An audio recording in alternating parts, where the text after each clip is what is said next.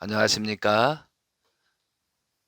성경 말씀 올바른 해설 강의 내용을 여러분께 보내드리고 있습니다. 이 시간에는 성경 말씀 창세기 12장, 13장, 14장 성경 말씀을 중심 삼고 여러분께 말씀을 드리고자 합니다. 이 시간의 제목은 성경 말씀 19강좌 창세기 12에서 14장 아브라함의 노정과 놋을 구함이라는 제목을 가지고 여러분께 말씀을 드리고자 합니다. 창세기 12장을 펴주시면 감사하겠습니다. 창세기 12장 1절부터 9절까지 본문 내용을 먼저 봉독하고 나서 해설로 들어가도록 하겠습니다. 12장 1절 여호와께서 아브라함에게 이르시되 너는 너의 고향과 친척과 아버지의 집을 떠나 내가 내게 보여줄 땅으로 가라. 내가 너로 큰 민족을 이루고 내게 복을 주어 내 이름을 창대하게 하리니 너는 복이 될지라. 너를 축복하는 자에게는 내가 복을 내리고 너를 저주하는 자에게는 내가 저주하리니 땅의 모든 족속이 너로 말미암아 복을 얻을 것이라 하신지라. 4절 이에 아브라함이 여호와의 말씀을 따라갔고 롯도 그와 함께 갔으며 아브라함이 하란을 떠날 때에 75세였더라. 아브라함이 그의 아내 사레와 조카 놋과 하란에서 모은 모든 소유와 얻은 사람들을 이끌고 가나안 땅으로 가려고 떠나서 마침내 가나안 땅에 들어갔더라. 6절 아브라함이 그 땅을 지나 세겜 땅 모래 상수리 나무에 이르니 그때 가나안 사람이 그 땅에 거주하였더라. 여호와께서 아브라함에게 나타나 이르시되 내가 이 땅을 내 자손에게 주리라 하신지라. 자기에게 나타나신 여호와께 그가 그 곳에서 제단을 쌓고 거기에 베델 동쪽 산으로 옮겨 장막을 치니 서쪽은 베델이요 동쪽은 아이라. 그가 그 곳에서 여호와께 제단을 쌓고 여호와의 이름을 부르더니 점점 남방으로 옮겨갔더라.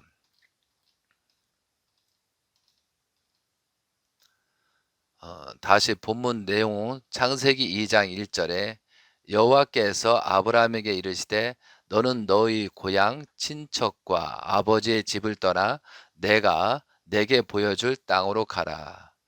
여기에서 하나님은 아브라함에게 보여주시고 인도하실 땅을 예정해 놓고 계셨습니다.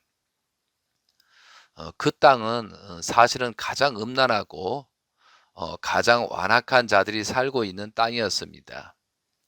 하나님은 그 땅에 아브라함을 통해서 하나님의 백성들이 점령하여 하나님의 백성이 악한 세상을 이기도록 이끌어 가심으로써 하나님이 선택하신 백성들이 제사장 나라가 되어 모든 나라, 모든 민족에게 복을 주는 축복의 통로가 되게 하고자 하셨던 것입니다. 2절 내가 너로 큰 민족을 이루고 내게 복을 주어 내 이름을 창대하게 하리니 너는 복이 될지라. 이렇게 말씀을 주셨는데 여기서 아브라함을 믿음의 조상이라고 한 이유가 무엇일까?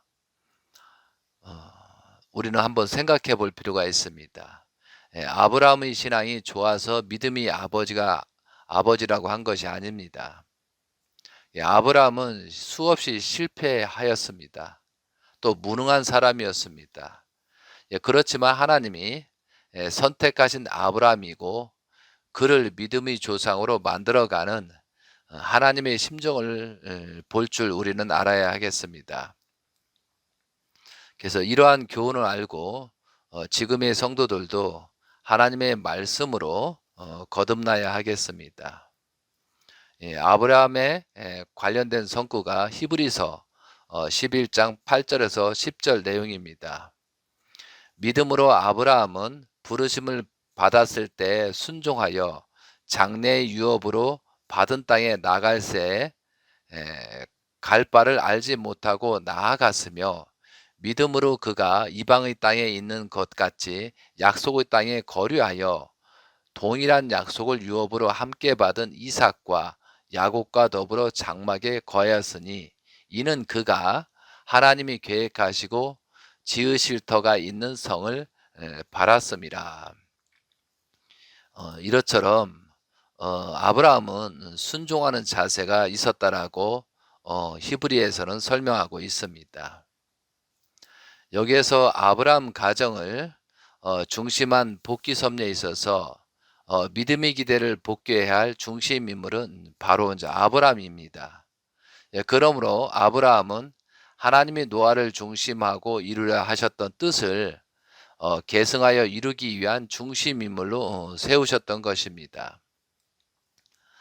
따라서 아브라함은 노아의 가정을 위하여 세워졌다가 함의 범죄로 말미암아 사탄에게 내주게 되었던 것을 모든 조건들을 탕감복귀한 입장에 서지 않으면 노아를 중심한 뜻을 이어받을 수 없었던 것입니다. 노아가 첫째로 사탄에게 내주었던 조건은 아담으로부터 노아까지 10대의 심판 40일 기간입니다.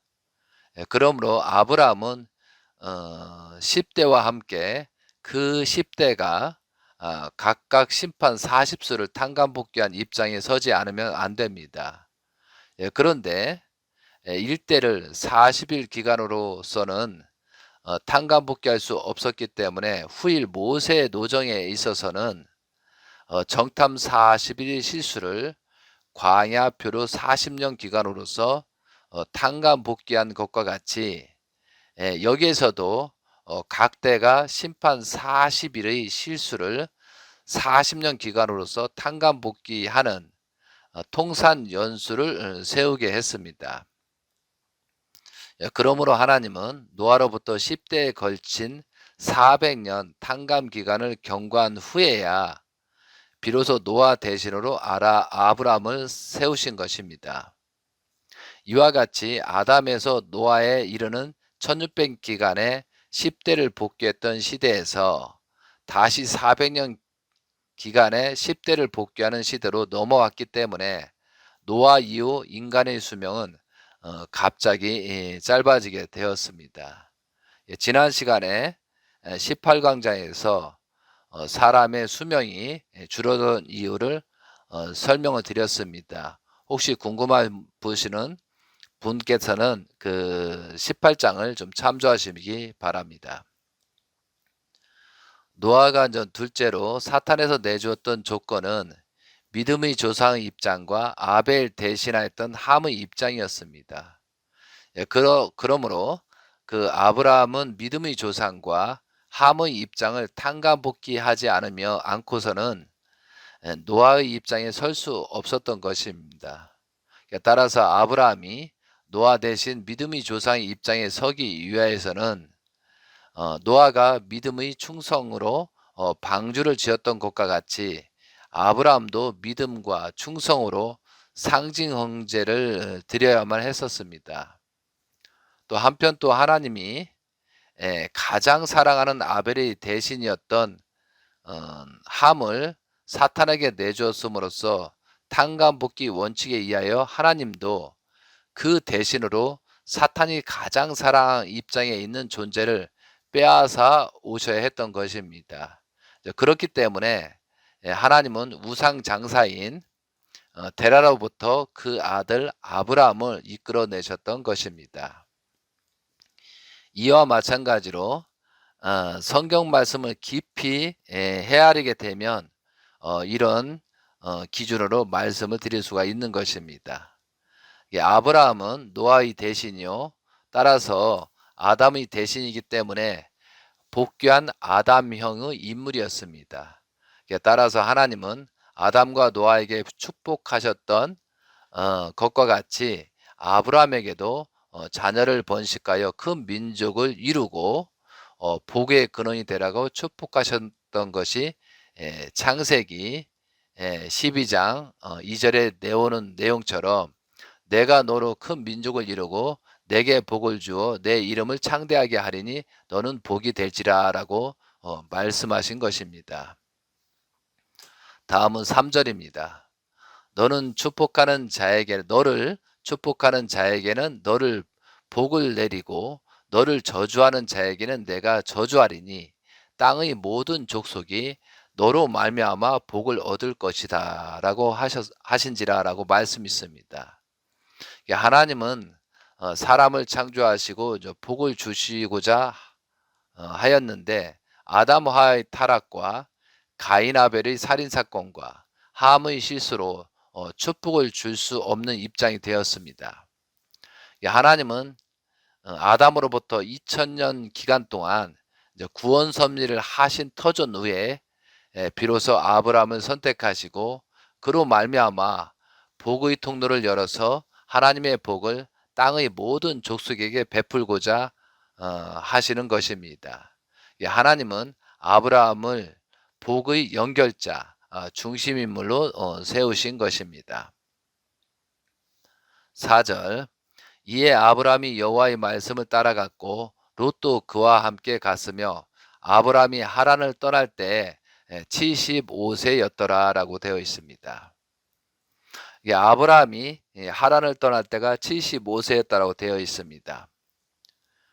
창세기 11장 23절에 데라는 나이가 205세가 되어 하란에서 죽었더라라고 되어 있습니다. 그러면은 아브라함의 나이를 한번 우리가 계산해 보겠습니다. 데라 나이가 205세에 아브라함이 나이가 75세를 빼면 나이에서 75세를 빼면 130세가 됩니다. 데라 나이 130세에 아브라함을 낳았습니다. 그러므로 창세기 11장 26절 데라는 70세의 아브라함과 나홀과 하란을 낳았더라 하는 내용은 70세부터 자녀를 낳았다는 뜻입니다. 여기서 아브라함이 먼저 기록된 것은 상속자, 후계자이기 때문입니다. 상속자를 먼저 기록하는 것은 유대인들의 전통 관례입니다. 데라는 70세 때 하란을 낳았고 둘째 나홀을 낳았고 그 다음에 아브라함을 130세에 낳은 셋째 아들입니다. 이것을 생각하면서 볼 때 아담이 130세에 셋을 낳았고 창세기 5장 3절에 나오는 내용입니다. 아담은 130세에 셋을 낳았고 데라는 130대 아브라함을 낳았습니다. 참 수리적으로 의미가 있는 내용입니다. 앞으로 우리가 공부해 가면서 13수는 12수 완성 위에 13수이기 때문에 13수는 재출발수, 새로운 출발을 하는 수리적인 그런 숫자입니다. 하나님의 복귀 섭리를 볼 때 아담은 셋째 아들 셋의 혈통으로 이어갔고 노아는 셋째 아들 셈의 혈통으로 이어갔고 데라는 셋째 아들 아브라함 혈통으로 이어갔습니다. 그리고 하나님은 야곱 가정에서 야곱 차자, 요셉 차자, 에브라임 차자로 3대를 걸쳐서 차제를 중심 인물로 세우시고 복귀 섭리를 하셨습니다. 그러니까 이러한 내용을 볼 때, 이러한 상징 노정을 볼 때 재림주 시대에도 3대를 걸쳐서 차자를 중심한 섭리가 진행될 것이며 그 3대째 셋째 아들이 중심 인물이 될 수 있다는 것을 예정하고 있다는 것이죠. 이러한 내용을 보면서 장차 우리들은 어떠한 섭리로 하나님께서 섭리를 하실 거라는 것을 예측할 수 있다는 거죠. 자, 5절 아브라함의 그의 아내 사레와 조카 놋과 하란에서 모은 모든 소유와 얻은 사람들을 이끌고 가나안 땅으로 가려고 떠나서 마침내 가나안 땅에 들어갔더라. 성경 말씀에는 아브라함이라고 합니다. 그리고 사레와 사라라고 하는데 성경 말씀 후편에 보면 아브라함을 아브라함을 아브라함으로 사레를 사라라고 그렇게 하나님께서 이름을 바꿔주십니다. 제가 말씀 중에 어떤 때는 사레라 하고 어떤 때는 사라라 하고 어떤 때는 아브라함이라고 어떨 때는 아브라함이라고 하는데 그런 측면에서 이제 이해를 해주시면 감사하겠습니다. 여기서 아브라함도 하나님의 말씀에 따라 순종한 노아 같은 길을 간 것입니다. 아브라함이 하란을 떠나 가나안으로 간 노정은 노아가 120년 동안 방주를 지은 것 같은 입장입니다. 여기서 아브라함은 이러한 축복을 받은 후에 하나님의 명령을 받들어 하란에서 그의 아버지 집을 떠나 아내 사라의 조카 롯을 또 그리고 거기에 취한 모든 재물과 삶을 이끌고 가나안으로 들어갔습니다. 그리하여 하나님은 이러한 아브라함의 노정으로서 장차 야곱과 모세가 새 사탄 세계인 하란과 애굽에서 각각 그 처자를 데리고 재물을 취하여 그 어려운 환경을 박차고 떠나 가나안으로 복귀해야 할 전형 노정으로 삼게 하셨던 것입니다. 그리고 이 노정은 또 장차 예수님이 오셔서 세계, 사탄 세계의 모든 인간과 만물 세계를 하나님의 세계로 복귀해야 할 전형 노정을 예시한 것이 되기도 하였던 것입니다. 참고사항입니다. 이 갈대아 우르에서 하란까지의 직선거리가 900km입니다. 900km. 그리고 하란에서 헤브론까지가 직선거리가 600km입니다. 갈대아 우르에서 가나안의 세겜까지가 직선거리가 800km입니다. 그 당시에 길이 없는 상태에서 그리고 사막이 많잖아요. 걸어서 가야 하는 험난한 노정이 어려운 길이었다는 것을 우리가 알아야 되겠습니다. 그러니까 하나님의 명령에 의해서 이 800km 되는 길을 걸어서 가나안으로 갔다는 것은 대단한 믿음과 신앙의 기준이 있었다라고 볼 수가 있습니다. 6절 아브라함이 그 땅을 지나 세겜 땅 모래 상수리 나무에 이르니 그때 가나안 사람이 그 땅에 거주하였더라. 아브라함이 가나안 땅에 입성하여 첫 제단을 쌓은 장소가 세겜입니다. 세겜은 예루살렘으로부터 북쪽으로 56km 지점의 중앙 산악시대에 있는 대표적인 성읍입니다.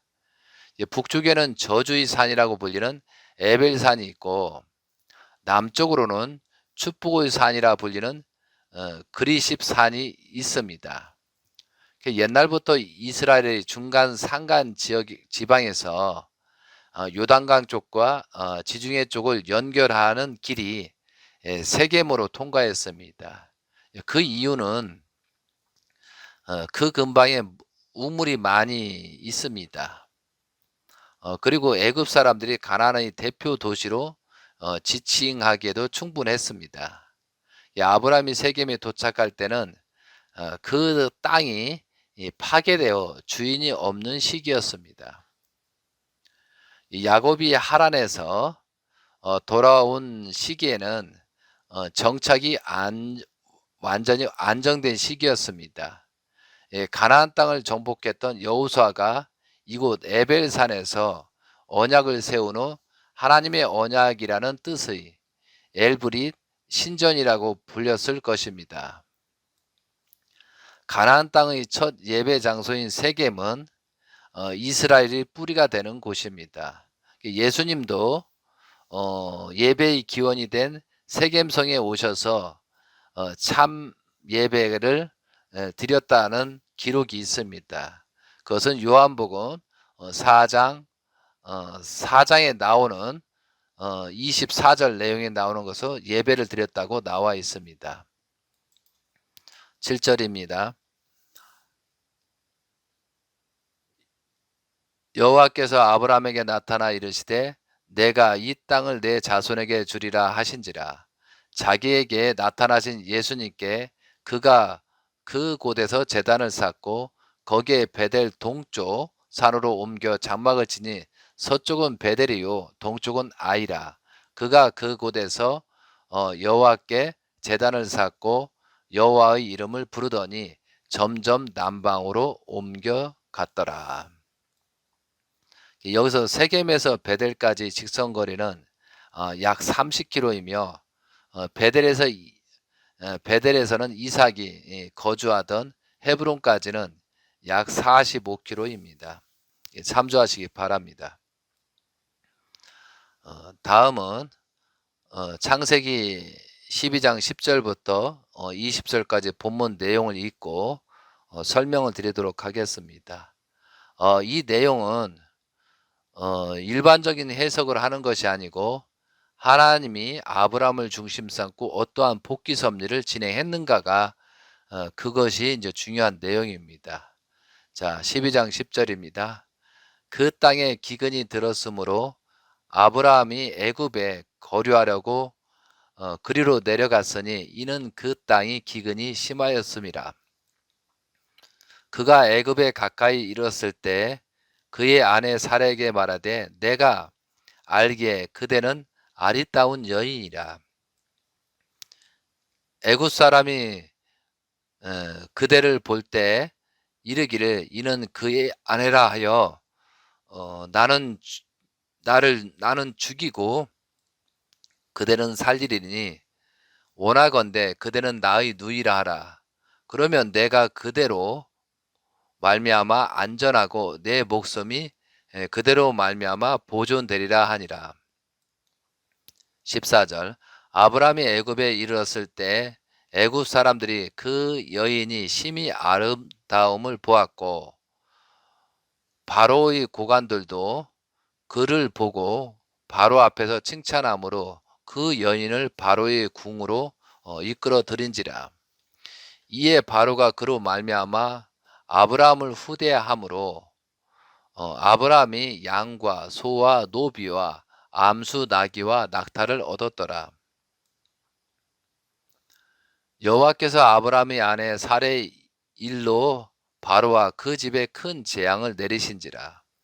바로가 아브라함을 불러서 이르되 내가 어찌하여 나에게 이렇게 행하였느냐? 내가 어찌하여 그를 내 아내라고 내게 말하지 아니하였느냐?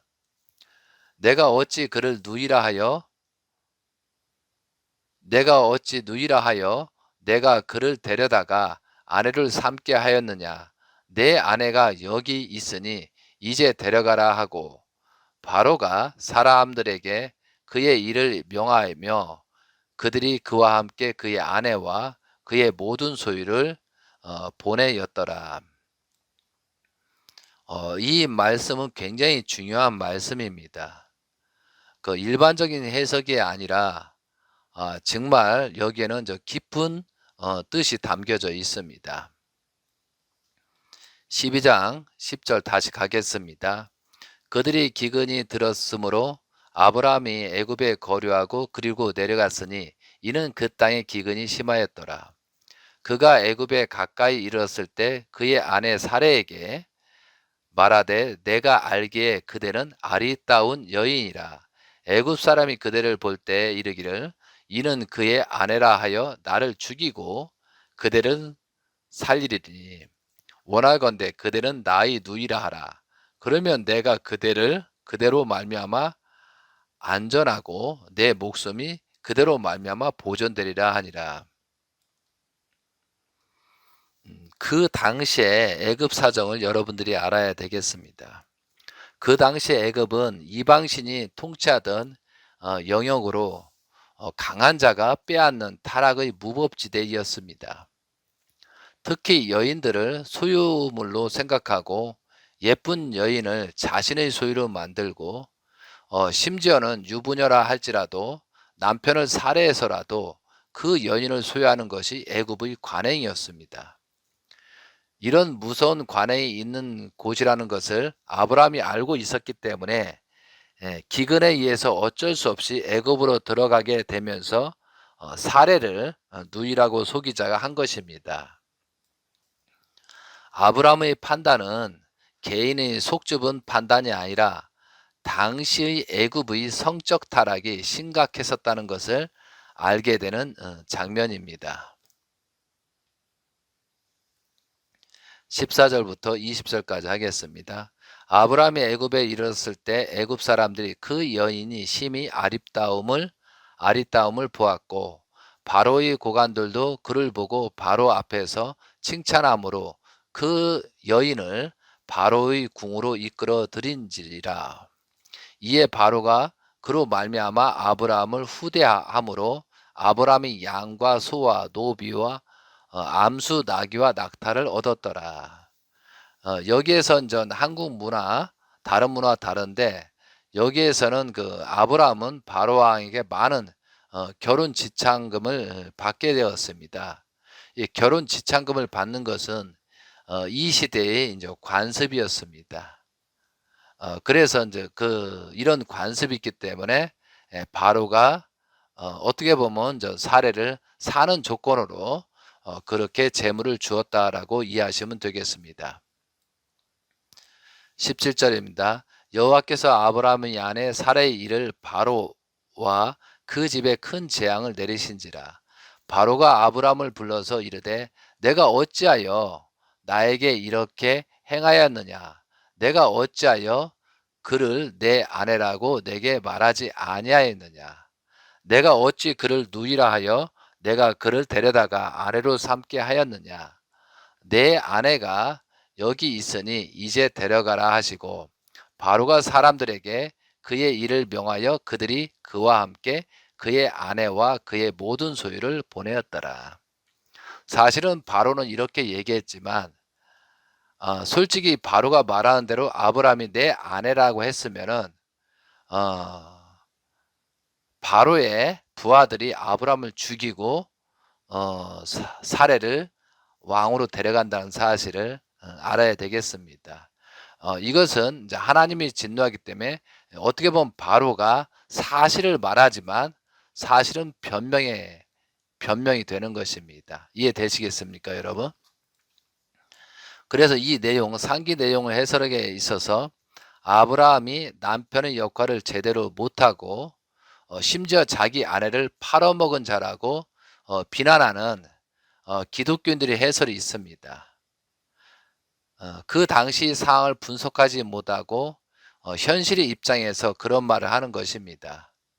그러니까 당시의 성문화가 잘못되었던 것이 이제 문제입니다. 당대 최고의 문명을 자랑하고 있던 이집트의 수도에서 일어난 사건입니다. 그런데 그 사건이 그 외 지역이 또 얼마나 성적으로 문란하고 여인을 성적 노리게 정도로 여겼던 상황이었다는 것을 짐작할 수 있게 됩니다. 여기에서 하나님께서 이러한 성경 말씀을 기록한 이유가 무엇일까? 또한 아브라함을 통해서 이런 섭리를 이런 과정들을 겪게 하는 이유가 무엇일까? 이것을 굉장히 하나님의 심정적인 마음으로 이제 해설을 해야 된다는 것이죠. 자, 제가 한번 해설을 하겠습니다. 창세기 12장 10절 20절은 아브라함의 부인 사레가 바로에게 가서도 자신의 몸을 지키고 돌아왔다는 것은 놀라운 일입니다. 왕이 가지고 있는 금은보화와 부귀영화에도 전혀 흔들리지 않고 정조를 지킨 것이 귀하다는 말입니다. 보통 여자 같으면 우리 남편은 형편이 없잖아요. 형편이 없는데 왕이 가지고 있는 금은보화가 모두 나의 것이 되니 왕비가 되어 아예 왕궁에 눌러 살자고 할 수도 있었습니다. 그런데 사례는 금은보화와 왕관이 문제가 아니고 정조를 지키는 것을 최고의 가치로 여겼습니다. 바로왕이 왕권으로 강제로 취하려고 할 때 사례가 스스로 정조를 지켜야겠다고 굳게 결심하고 행동하니까 하나님이 지켜주신 것입니다. 그것은 사례가 살아서 할 수 있는 인간 책임 분담을 다했기 때문입니다. 여기에서 우리가 교훈 말씀을 드리고자 하면 인간의 책임 분담으로 어 책임 분담이 있습니다. 근데 할 수 있는 일을 다 해 놓고 더 이상 버틸 수 없을 때 비로소 하나님이 도와주신다는 사실을 여기서 우리는 교훈을 알아야 되겠습니다.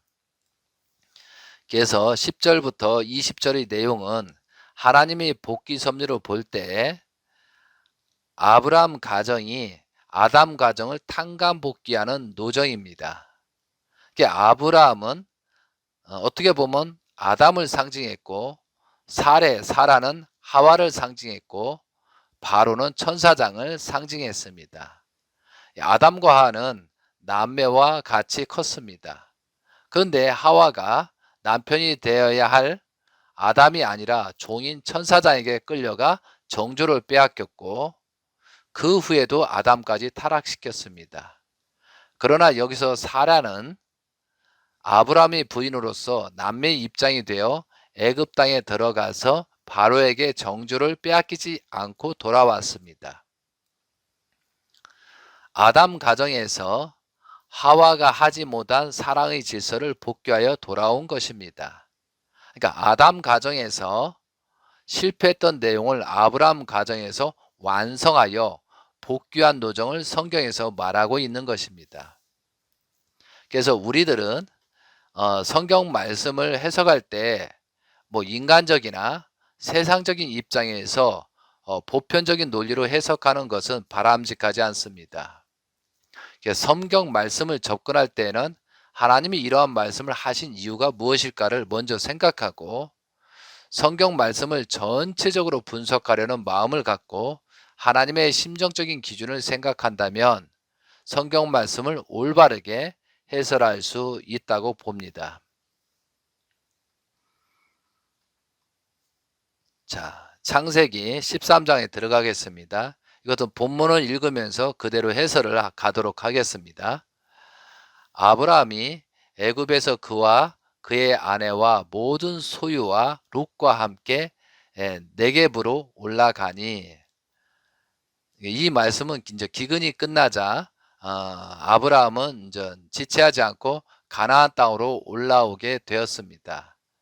네겝이라는 천박한 유다 남쪽 광야였지만 하나님이 언약하신 땅이기에 올라온 것입니다.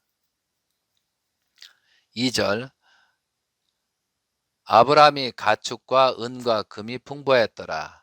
그가 네겝에서부터 길을 떠나 베델에 이르며 베델과 아이 사이 곧 전에 장막 쳤던 곳에 이르니 그가 처음으로 제단을 쌓은 곳이라. 그가 거기서 여호와의 이름을 불렀더라. 여기에서 창세기 12장 8절 거기에서 베델 동쪽으로 옮겨 장막을 치니 서쪽은 베델이요 동쪽은 아이라. 그가 그곳에서 여호와 제단을 쌓고 여호와의 이름을 불렀으니라는 것은 여기 이제 관련 성구가 이렇게 있습니다. 자, 5절입니다. 아브라함의 일행 롯도 양과 소와 장막이 있으므로 그 땅이 그들이 동거하기에 넉넉하지 못하였으니 이는 그들의 소유가 많아서 동거할 수 없었음이라. 7절 그러므로 아브라함의 가축의 목자와 롯의 가축의 목자가 서로 다투고 또 가나안 사람과 브리스 사람도 그 땅에 거주하였는지라. 아브라함 롯에게 이르되 우리는 한 족속이라. 나나 너나 내 목자나 내 목자나 서로 다투게 하지 말자. 내가 앞에 온 땅이 있지 아니하냐. 나를 떠나가라. 내가 좌하면 나는 우하고 내가 우하면 나는 좌하리라. 이에 10절 이에 롯이 눈을 들어 요단 지역을 바라본즉 소알까지 온 땅에 물이 넉넉하니 여호와께서 소돔과 고모라를 멸하시기 전이었으므로 여호와의 동상 같고 애굽 땅과 같았더라. 여기에서 이 내용을 보면 아브라함의 양보에 대해서 롯은 최소한의 예의가 없었습니다. 그냥 삼촌 아브라함이 말한 대로 눈에 보기에 좋은 곳을 바라보게 되었습니다. 롯은 하나님과 동행하는 아브라함과 함께 있었기에 누렸던 축복을 깨닫지 못했습니다. 롯은 하란 장자의 아들입니다. 복귀 섭리 관점으로 볼 때 가인의 입장이고 에서의 입장입니다. 그러므로 롯은 장자의 성품을 닮은 사람입니다. 아브라함은 차자의 입장에서 장자를 보호하고 사랑하는 마음입니다. 아브라함은 애굽에 다녀온 후에 하나님에 대한 믿음이 자랐고 하나님을 더 의지하게 되었습니다. 그러나 롯은 아브라함에 대한 믿음보다도 자신의 판단을 더 의지하게 되었고 눈에 보기에 좋은 풍요로운 땅을 선택하게 되었습니다. 그래서 여러분들이 이제 롯이 의인이다, 뭐 위대한 사람이다 그렇게 말하는 사람은 있습니다. 그렇지만 혈통적으로 하란의 아들입니다. 그러니까 아브라함에 보면은 장자 가인의 성품 또 에서의 성품을 가진 것이 롯이라는 거죠. 그래서 나중에 이제 롯이 이제 딸들에 의해서 이제 자녀를 낳았는데 그 족속이 모압 족속이잖아요. 암몬 족속이고 그 족속들이 하나님의 섭리를 굉장히 어렵게 하고 이스라엘 민족들을 굉장히 괴롭히는 사건입니다. 그러니까 여기서 롯이 의인이었다, 뭐 의인이 아니다 이런 것을 여러분 스스로 분별하시면서 롯을 생각하시면 좋을 것 같습니다. 13장 11절부터 13절입니다. 그러므로 롯이 요단 온 지역에 택하고 동으로 옮기니 그들이 서로 떠난지라.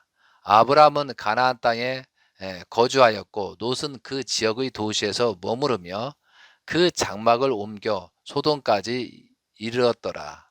13절 소돔 사람은 여호와 앞에 악하며 큰 죄인이었더라. 어떻게 보면 롯은 선과 악의 분별력이 없기 때문에 소돔까지 갔다라고 말할 수가 있습니다. 그래서 여기서 13절에 소돔 사람은 여호와 앞에 악하며 큰 죄인이었더라. 이 말씀은 특별히 소돔은 이미 동성애인 기죠. 동성애로 말미암아 음란한 성읍으로 소문이 났던 도시였습니다. 고모라와 더불어 두 성읍은 너무나 타락한 도성이었습니다. 그것을 알면서도 소돔으로 들어갔다는 것은 롯의 마음이 하나님보다도 세상의 풍요를 선택하고 있었다는 것을 암시하고 있습니다. 13장 14절부터 18절입니다. 롯이 아브라함을 떠난 후에 여호와께서 아브라함에게 이르시되 너는 눈을 들어 너 있는 곳에서 북쪽과 남쪽 그리고 동쪽과 서쪽을 바라보라. 보이는 땅은 내가 너와 내 자손에게 주리니 영원히 이르리라. 내가 내 자손이 땅의 티끌 같게 하리니 사람이 땅의 티끌을 능히 셀 수 있을진데 내 자손도 세리라. 너는 일어나 그 땅을 종과 행으로 두루 다녀보라. 내가 그것을 내가 주리라. 이에 아브라함이 장막을 옮겨 헤브론에 있는 마므레 상수리 수풀에 이르러 거주하며 거기에서 여호와를 위하여 제단을 쌓았더라. 여기서 제단을 쌓았다라는 내용이 있는데 이건 좀 굉장히 중요한 내용입니다. 하나님에 대한 아브라함의 믿음은 더욱 성장하게 되었습니다. 그래서 헤브론의 마므레 상수리 숲을 보다 많은 가나안 사람들이 머물던 그곳에서 공개적으로 여호와를 위한 제단을 쌓았다는 것이 엄청난 성공입니다. 공개적으로 가나안의 신이 아닌 여호와 하나님을 섬긴다는 것을 알린 것입니다. 그 당시 치안이 거의 없다시피 했던 족장 시대에 대놓고 가나안 원주민들에게 너희들이 신을 섬기지 않을 것이고 나는 나의 신만을 섬기겠다고 제단을 쌓은 것입니다. 이것을 보이지 않는 선전포고에 해당하는 일이었습니다.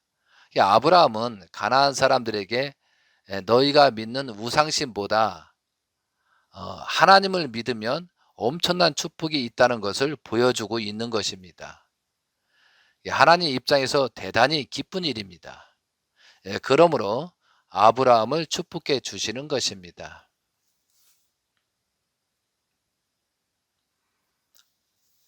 여기서 이제 교훈 말씀을 드리겠습니다. 세상적으로 볼 때 하나님을 믿고 따르게 되면 처음에는 손해가 발생하고 이제 어려운 고생길이 되기도 합니다. 그것은 사탄들이 빼앗기지 않기 위하여 고통을 주는 것입니다. 그러한 시련과 고통을 이겨야 비로소 하나님이 신뢰한다는 것입니다. 신뢰한 이후부터는 하나님의 축복이 열리는 것입니다. 그런 것을 알고 믿고 참고 인내해 가지고 신앙의 길을 우리는 가야 하겠습니다. 그래서 우리도 현재 살고 있는 사람들이 아브라함처럼 이방신을 모시고 우상 숭배하는 그 지역에 가서 죽음을 무릅쓰고 하나님을 증거하고 하나님의 제단을 쌓은 것처럼 이 시대에도 그런 사람이 많이 나와야 되겠습니다. 이 시대에도 아브라함처럼 그런 마음을 갖고 하나님을 증거하는 그런 교회들이나 많은 성도들이 나와야 될 것 같습니다.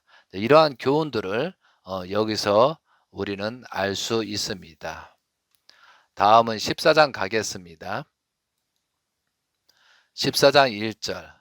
당시의 시날 왕 아브나엘과 엘라살 왕과 아리옥과 알람 왕, 그 다음에 구둘라 오멜과 고임 왕 디달리, 소돔 왕 베라와 고모라 왕 비스사와 아드마 왕 시납과 스보임 왕 세메벨과 벨라 곧 소알 왕과 싸우니라.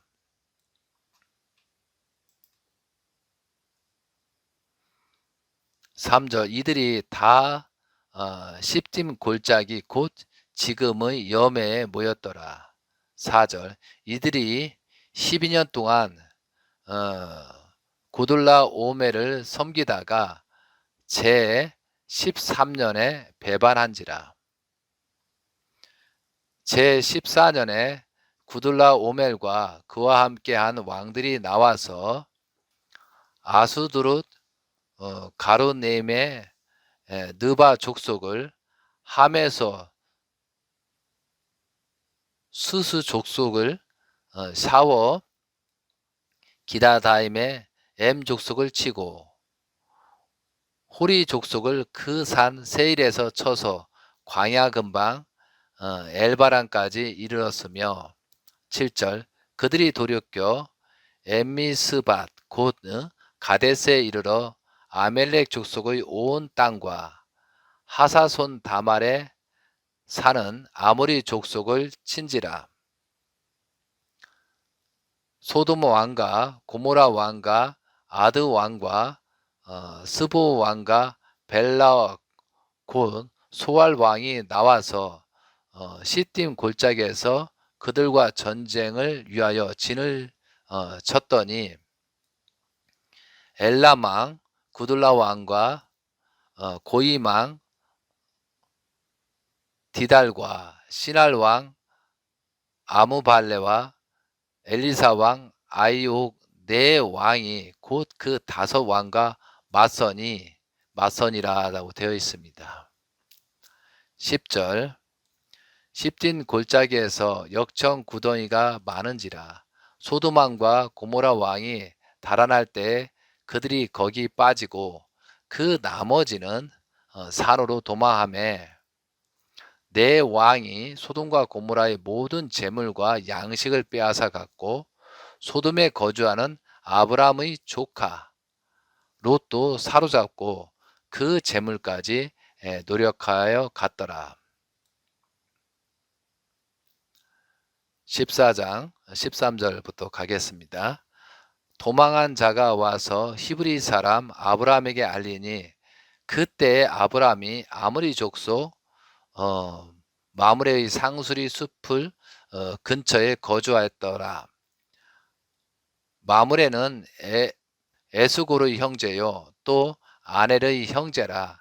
이들은 아브라함과 동맹한 사람들이었더라. 14절 아브라함이 그의 조카가 사로잡혔음을 듣고 집에서 길리고 훈련된 자 318명을 거느리고 단까지 쫓아가서 그와 그의 가신들이 나뉘어 밤에 그들을 쳐 부수고 다메섹 왼편 호바까지 쫓아가 모든 빼앗겼던 재물과 자기의 족과 놋과 그의 재물과 또 부녀와 친척을 다 찾아왔더라라고 되어 있습니다. 이 전쟁은 고대 세계대전에 준하는 전쟁이 발생했습니다. 4개 나라와 5개 나라의 전쟁, 그리고 그 과정에서 부족과 부족 국가들이 전쟁이었습니다. 그 모든 과정에서 승리한 구돌라 오멜은 대단한 왕이었습니다. 그러나 구돌라 오멜 연합군을 아브라함의 별동대 318명이 밤중에 기습 공격을 하였습니다. 구돌라 오멜의 연합군은 싸움에 승리했고 전쟁의 모든 과정에서 승리를 거두었기 때문에 자신들을 공격할 존재들을 상상도 하지 못했던 것 같습니다. 아무도 마음껏 먹고 마시고 모든 군사들이 술에 취해 반격의 여지가 없었을 수도 있었습니다. 한밤중에 쳐들어온 이들의 숫자를 파악하기도 전에 도망치기부터 시작했을 수도 있습니다. 그런 자들을 아브라함 별동대는 다메섹 근처 호바까지 쫓아가서 박살을 내었습니다. 이 싸움은 계란으로 바위치기 같은 상황이었고 다윗과 골리앗의 싸움이었습니다. 아브라함은 하나님에 대한 절대적인 믿음과 하나님의 지시에 신뢰하여 전략과 전술로 기적적인 승리를 하게 된 것입니다. 하나님의 복귀 섭리로 볼 때 아담에서 아담 시대의 그 천사장에게 잃어버렸던 아담의 자녀와 재물을 다시 찾아왔다는 탕감 복귀로서 아브라함이 조카 놋과 재물을 찾아온 섭리를 하게 된 것입니다. 14장 17절부터 가겠습니다. 여기에서는 멜기세덱이 아브라함에게 축복하다라는 내용이 나옵니다. 아브라함이 구둘라 오멜과 그와 함께한 왕들을 쳐부수고 돌아올 때 소돔 왕이 샤웨 골짜기 곧 왕의 골짜기로 나와 그를 영접하였고 셀레망 멜기세덱이 떡과 포도주를 가지고 나왔으니 그는 지극히 높으신 하나님의 제사장이었더라. 여기서 이제 멜기세덱에 대한 관련 성구가 히브리서 7장에 나오고 있습니다. 그래서 여러분들이 여기서 말하는 멜기세덱이라는 사람을 히브리서 7장에서 내용을 보시면 멜기세덱이 어떤 인물인가를 알 수가 있습니다. 14장 19절입니다. 그가 아브라함에게 축복하여 이르되 천재의 주제이시오 지극히 높으신 하나님이여 아브라함에게 복을 주옵소서라고 멜기세덱은 아브라함의 축복을 하나님께 빌었습니다. 원래 축복은 높은 사람이 낮은 사람에게 하는 것입니다. 그렇게 아브라함의 존재보다 멜기세덱의 존재가 더 존귀했다는 것을 알게 됩니다. 자, 20절입니다. 너희 대적을 내 손에 붙이신 지극히 높으신 하나님을 찬송할지로다 하매 아브라함이 그 얻은 것의 10분의 1을 멜기세덱에 주었더라. 여기서 이제 멜기세덱한테 아브라함이 이제 11조를 했다는 거죠. 성경 속에서 처음으로 이제 11조에 대한 내용이 언급됩니다. 찬송에는 감사라는 내용이 담겨 있습니다. 이제 11조에 대한 내용이 말라기 3장 7절에 11절에 보면 11조라도 하라는 경고의 메시지가 있습니다. 11조는 율법이 아니고 감사입니다. 1 숫자는 처음 첫 열매라는 의미가 있으며 전체를 바쳤다는 의미입니다.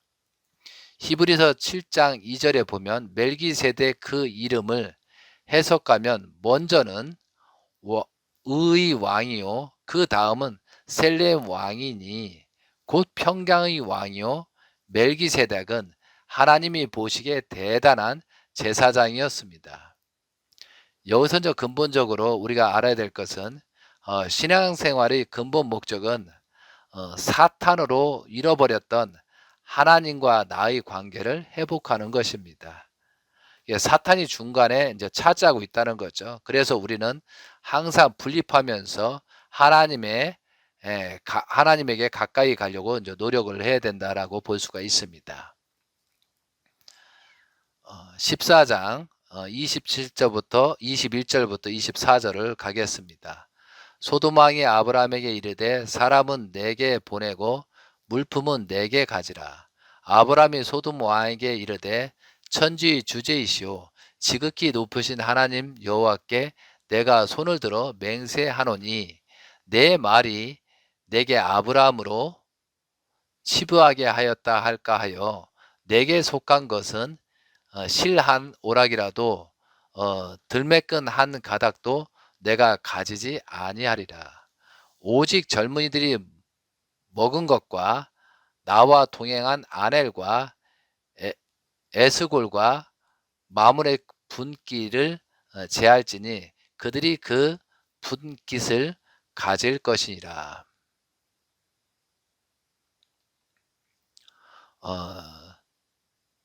성경 말씀 12장에서 이제 18장까지 14장까지 이제 여러분께 말씀을 드렸습니다.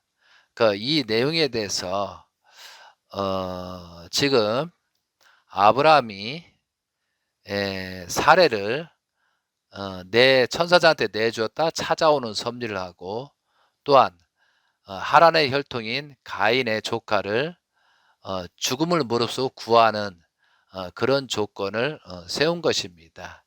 그런 내용들이 여기에 져서 숨기고 이런 뜻이 하나님이 어떤 메시지를 전달하고자 하는 것입니다. 이 내용 중에 결론적으로 제가 말씀을 드리면 우리들은 성경 말씀을 통하여 그 하나님의 구원 섭리 노정이 어떠한가를 알아야 하겠습니다. 창세기 1장 2장 내용을 보면 하나님의 형상대로 사람을 창조하셨다고 되어 있습니다.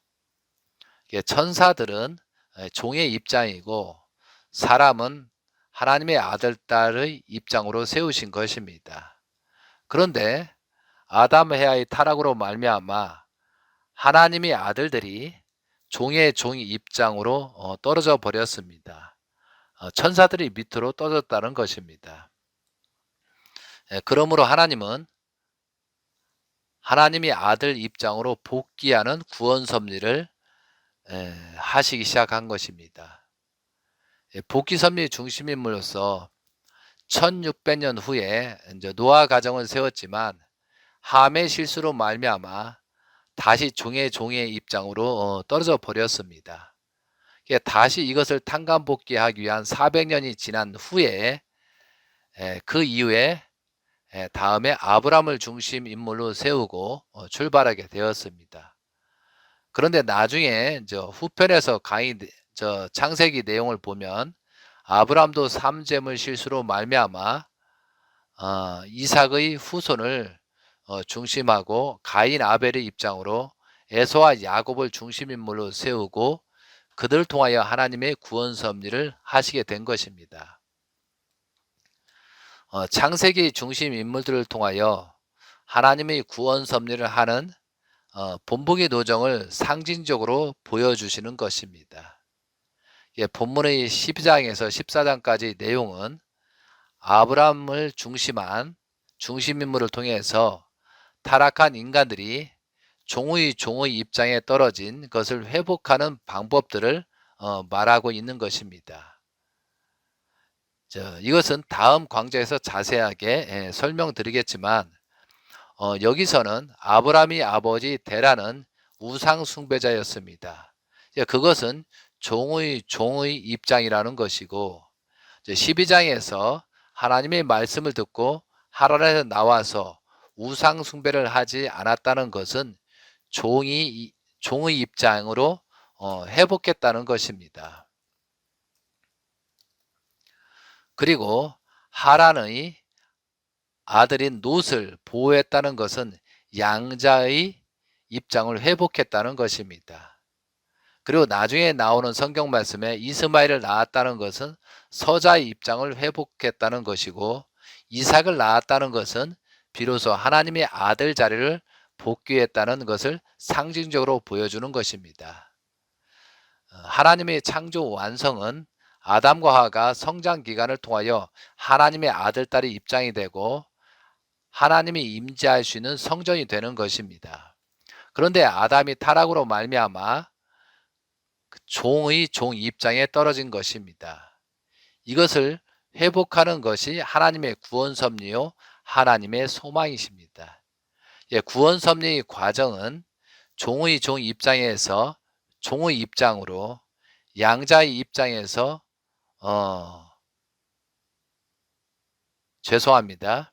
구원 섭리의 과정은 종의 입장에서 또한 종의 입장으로, 또한 양자의 입장으로, 또한 서자의 입장으로, 친자의 입장으로, 그리고 신부의 입장으로, 신랑의 입장으로 복귀하는 것입니다.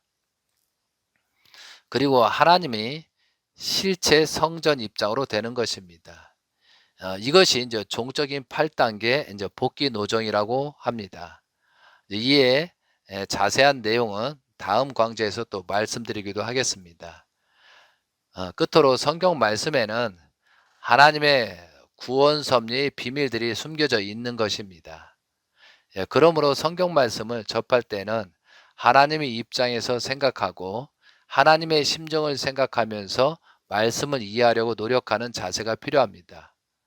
그러한 사람에게는 하나님께서 지혜를 주십니다. 이 시간의 말씀은 여기까지 하도록 하겠습니다. 하여튼 긴 시간 동안 경청해 주셔서 감사하고 여러분들이 이 말씀의 해석 내용을 듣고 나는 어떻게 할 것인가, 나는 어떻게 살아갈 것이냐, 어떻게 타락한 세계에서 새롭게 하나님을 향해서 갈 것인가, 그런 마음으로 살아주시를 간절히 빌고원하면서 다음 강좌의 시간에 뵙겠습니다. 감사합니다. 아멘.